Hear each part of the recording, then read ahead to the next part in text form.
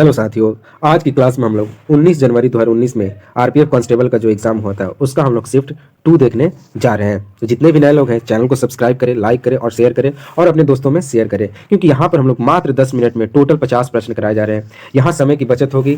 आप अगर 1 घंटा में मात्र 10 प्रश्न देखते हैं तो वो आपके कामयाबी की ओर नहीं ले जाएगा। 10 मिनट में 50 प्रश्न देखिए और बाकी टाइम में आप रिविजन कीजिए। तो चलिए आज की क्लास शुरू करते हैं। आज की क्लास का पहला प्रश्न है, ब्रह्मांड के अध्ययन को खाली स्थान कहा जाता है। तो ब्रह्मांड के अध्ययन को ब्रह्मांड विज्ञान कहा जाता है।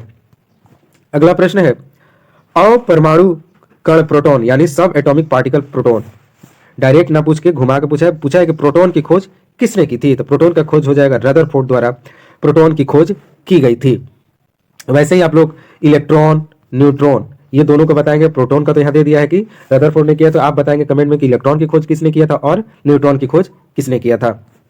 अगला प्रश्न है, निम्नलिखित में से कौन सी दक्षिण भारत की सबसे लंबी नदी है। तो दक्षिण भारत की सबसे लंबी गोदावरी हो जाएगी और भारत की सबसे लंबी नदी गंगा नदी हो जाएगी, जिसकी लंबाई 25 किलोमीटर है, यानी 2525 किलोमीटर इसकी लंबाई है।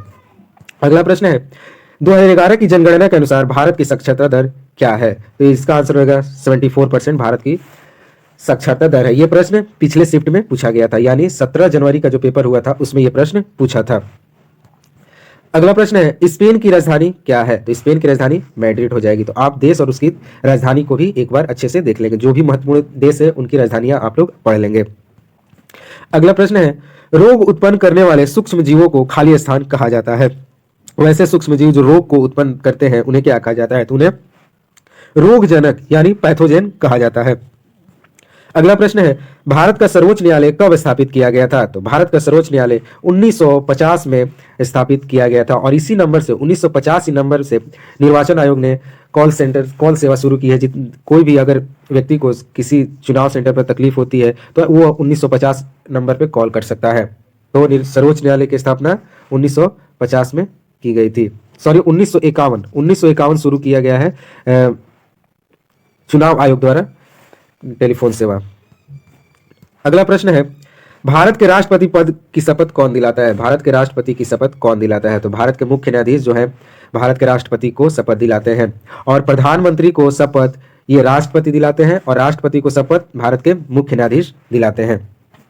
अगला प्रश्न है, योग में मकरासन की मुद्रा क्या दर्शाता है। तो ये मगरमच्छ को दर्शाता है। योग में मकरासन किस मुद्रा को दर्शाता है। तो ये मगरमच्छ को दर्शाता है। तो योग से भी हर शिफ्ट में प्रश्न देखा गया है। ये मुद्रा जो होता है योग का मुद्रा, उससे हर शिफ्ट में एक एक प्रश्न देखा गया। तो आप पीछे की वीडियो को देख के और कहीं नोट कर लेंगे कौन कौन सी मुद्रा पूछ लिया गया है। अगला प्रश्न है, किस आपातकाल को संवैधानिक आपातकाल कहा जाता है। तो राष्ट्रीय आपातकाल को संवैधानिक आपातकाल कहा जाता है। अगला प्रश्न है, बास्केटबॉल की उत्पत्ति खाली स्थान में हुई थी। तो बास्केटबॉल की उत्पत्ति अमेरिका से हुई थी और क्रिकेट की उत्पत्ति इंग्लैंड से हुई थी। अगला प्रश्न है, किसी वस्तु की गतिज ऊर्जा और स्थितिज ऊर्जा का योग खाली स्थान कहलाता है। तो इसका काइनेटिक और पोटेंशियल एनर्जी का योग कुल यांत्रिक ऊर्जा कहलाता है। यांत्रिक मींस मैकेनिकल एनर्जी कहलाता है। अगला प्रश्न है, बहिष्कृत हितकारिणी सभा की स्थापना किसने किया था। तो इसका स्थापना BR अम्बेडकर द्वारा बहिष्कृत हितकारिणी सभा का स्थापना किया गया था। अगला प्रश्न है, निम्नलिखित में से कौन सा एक देश एक टैक्स और एक मार्केट से संबंधित है। एक देश एक टैक्स एक मार्केट से संबंधित है। तो ये हो जाएगा माल और सेवा कर जो है एक देश एक टैक्स और एक मार्केट से संबंधित है। अगला प्रश्न है, 2011 की जनगणना के अनुसार किस राज्य की जनसंख्या घनत्व सबसे अधिक है। तो ये बिहार की जनसंख्या घनत्व सबसे अधिक है और यूपी की जनसंख्या सबसे अधिक है। तो जनगणना से प्रश्न बन रहे, साक्षरता का प्रश्न पूछ लिया, ये घनत्व का प्रश्न पूछ लिया, तो आप जनगणना 2011 को अच्छे से एक बार देख लेंगे। अगला प्रश्न है, निम्नलिखित में से कौन सा सबसे कमजोर विद्युत चालक है। तो बैकेलाइट जो है सबसे कमजोर विद्युत चालक है, ये विद्युत का कुचालक है। अगला प्रश्न है, गौतम बुद्ध का पुत्र कौन था। तो गौतम बुद्ध के पुत्र का नाम राहुल था। अगला प्रश्न है, दल बदल विरोधी कानून के आधार पर राज्यसभा के मामले में अयोग्यता का निर्णय कौन करता है। तो ये वहां का अध्यक्ष करते हैं दल बदल कानून के आधार पर। अगला प्रश्न है, हुमायूंनामा किसके द्वारा लिखी गई थी। तो हुमायूंनामा गुलबदन बेगम द्वारा लिखी गई थी, जो कि हुमायूं की बहन थी ये। अगला प्रश्न है, निम्नलिखित में से कौन सी भारत की सबसे लंबी नहर है? तो भारत की सबसे लंबी नहर इंदिरा गांधी नहर हो जाएगा, भारत के सबसे लंबी नहर। आप कमेंट में बताएंगे इंदिरा गांधी नहर किस राज्य में है। अगला प्रश्न है, आधुनिक ओलंपिक खेलों में महिला जिम्नास्टिक किस वर्ष शुरू किया गया था? तो यह 1928 में आधुनिक ओलंपिक खेलों में महिला जिम्नास्टिक शुरू किया गया था। अगला प्रश्न है, निम्नलिखित यज्ञ में कौन सा घोड़े के बलिदान से संबंधित है? अश्वमेध यज्ञ जो है घोड़े के बलिदान से संबंधित है। अगला प्रश्न है, राष्ट्रपति द्वारा तैयार किया गया अध्यादेश खाली स्थान है? तो ये मंत्री परिषद की सलाह पर आधारित है। राष्ट्रपति जो अध्यादेश तैयार करता है वो मंत्री परिषद की सलाह पर आधारित होता है। अगला प्रश्न है, ध्वनि खाली स्थान से नहीं गुजर सकती है। ध्वनि जो है वैक्यूम से नहीं गुजर सकती है, निर्वात से ध्वनि नहीं गुजर सकती है। सबसे तेज ध्वनि सॉलिड यानी ठोस में गुजरती है, उसके बाद द्रव में गुजरती है और उसके बाद वायु में गुजरती है, और इसे यहाँ पर वैक्यूम में नहीं गुजर सकती क्योंकि वायु को गुजरने के लिए किसी मीडियम की सहायता होती है। अगला प्रश्न है, मोहनदास करमचंद गांधी का जन्म कहाँ हुआ था? तो मोहनदास करमचंद गांधी का जन्म पोरबंदर गुजरात में हुआ था। अगला प्रश्न है, अंतरराज्यीय नदी जल विवाद अधिनियम किस अनुच्छेद के तहत आता है? तो यह अनुच्छेद 262 के तहत अंतरराज्यीय नदी जल विवाद आता है। आप लोग के लिए कमेंट इस चैनल पर ही टॉप 100 अनुच्छेद के वीडियो डाला गया है, आप लोग वो वीडियो को एक बार जरूर देखें ताकि आपका अनुच्छेद से जितना भी प्रश्न बने वो आपको तकलीफ ना दे, आप वहां से एक नंबर उठा लें। अगला प्रश्न है, कैगा परमाणु ऊर्जा संयंत्र किस राज्य में स्थित है? तो कैगा परमाणु ऊर्जा संयंत्र कर्नाटक में स्थित है। अगला प्रश्न है, अर्थशास्त्र से संबंधित भीषण मंदी यानी ग्रेट डिप्रेशन किस वर्ष हुई थी? तो 1929 में भीषण मंदी हुई थी। अगला प्रश्न है, अंतरराज्यीय परिषद की स्थापना कौन कर सकता है? तो इसकी स्थापना राष्ट्रपति ही कर सकता है। इंटर स्टेट काउंसिल की स्थापना राष्ट्रपति कर सकता है। अगला प्रश्न है, गलगंड यानी गोइटर जो गले से संबंधित बीमारी है, खाली स्थान ग्रंथि का एक रोग है। तो ये थायराइड ग्रंथि का एक रोग है जो गले में मौजूद होता है, ये आयोडीन की कमी से होता है।